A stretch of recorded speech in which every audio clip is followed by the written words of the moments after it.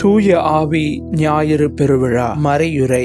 இயேசுவிற்கு பிரியமானவர்களே, கடந்த 2 மாதங்களாக கத்தோலிக்க விசுவாசத்தை தழுவ விரும்பும் ஒரு இஸ்லாமிய பெண்மணியை நான் அவருடைய திருமுழுக்கு, நற்கருணை மற்றும் உறுதி பூசுதல் அருட்சாதனங்களுக்காக தயார் செய்து வருகிறேன். அவர் இதுவரையில் 10ற்கு மேற்பட்ட வகுப்புகளுக்கு வந்திருக்கிறார். அவர் சென்ற வாரம் நடந்த வகுப்பில் என்னிடம், ஃபாதர், நான் இந்த மறைக்கல்வி வகுப்பிற்கு வந்து இயேசுவை பற்றியும் அவருடைய போதனையை பற்றியும் கற்றுக்கொள்ள துவங்கிய பிறகு எனக்குள் ஏதோ ஒரு மாற்றம் தெரிகிறது. என்னுடைய மனசு அமைதியாக மகிழ்ச்சியாக இருப்பதாக நான் உணர்கிறேன். ஏதோ ஒரு துணிச்சல் யாரோ கூடவே இருக்கிறதை போல தோன்றுகிறது ஃபாதர், ஆனால் என்னால் அது என்னவென்று சொல்ல தெரியவில்லை என்று கூறினார். அந்த பெண்மணி பெற்ற இதே அனுபவத்தை தான் இன்று இயேசுவின் சீடர்களும் நற்செய்தியில் பெறுகிறார்கள். தூய ஆவியார் இந்த அற்புதமான அருளை அவர்களுக்கு தருகிறார். இயேசு தன்னுடைய சீடர்கள் உள்ளத்திலிருந்து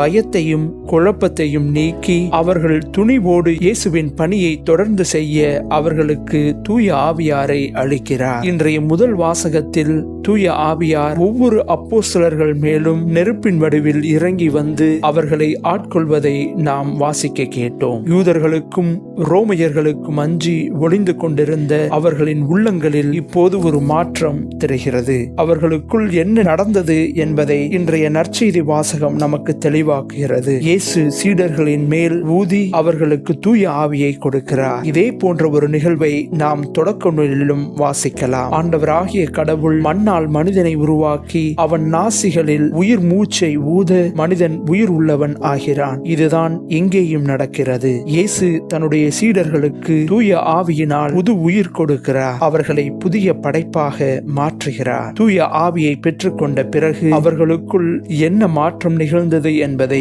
நாம் திருத்தூதர் பணிகளில் வாசிக்கின்றோம். தூய ஆவியாரை பெற்றுக்கொண்ட அவர்களுடைய வாழ்க்கை முற்றிலுமாக மாறுகிறது. அவர்களுக்குள் வந்த தூய ஆவியார் அவர்களை இயேசுவை போல மாற்றுகின்றார். அவர்களும் இயேசுவை போல துணிச்சலோடு அவர் விட்டு சென்ற இறை வார்த்தையை அறிவிக்கும் பணியை தொடர்ந்து செய்ய முன்வருகிறார்கள். அவர்களும் இயேசுவை போல மற்றவர்களை நிபந்தனையின்றி அன்பு செய்கிறார்கள். இயேசுவை போலவே தங்களுடைய சொல்லாலும் செயலாலும் மக்களின் மனதை தொட்டு அவர்களை இறைவனிடம் கொண்டு வந்து சேர்க்கிறார்கள். அவர்களும் இயேசுவை போலவே பல புதுமைகள் செய்கிறார்கள். இறுதியாக அவரை போலவே தங்களுடைய உயிரையும் இறை விசுவாசத்திற்காக கொடுக்க துணிகிறார்கள். இயேசுவின் இந்த சீடர்களைப் போலவே நாமும் சில நேரங்களில் அச்சத்திலும் குழப்பத்திலும் நம்பிக்கையின்றி இருக்கின்றோம். நாம் நம்முடைய வாழ்வில் நாளுக்கு நாள் சந்திக்கும் பிரச்சனைகளும் போராட்டங்களும் நமக்கு எதிர்காலத்தை பற்றிய அச்சத்தை தான் தருகிறது. எதையும் நம்மால் மன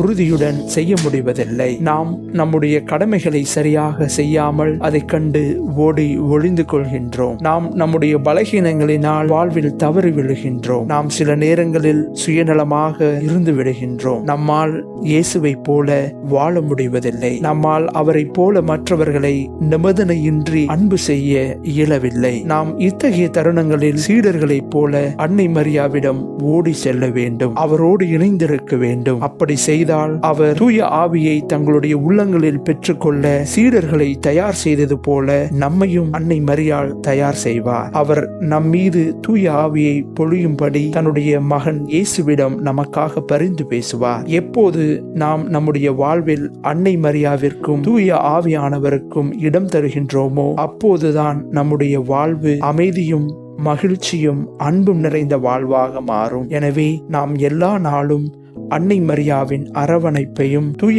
ஆவியாரின் உடனிருப்பையும் வேண்டி தவறாமல் ஜெபிப்போம். தனது அன்னையை தன்னுடைய சீடர்களுக்கு தாயாக தந்த இயேசு, தூய ஆவியால் அவர்களை அபிஷேகம் செய்த இயேசு நமக்கும் அந்த பாக்கியத்தை அருள்வாராக.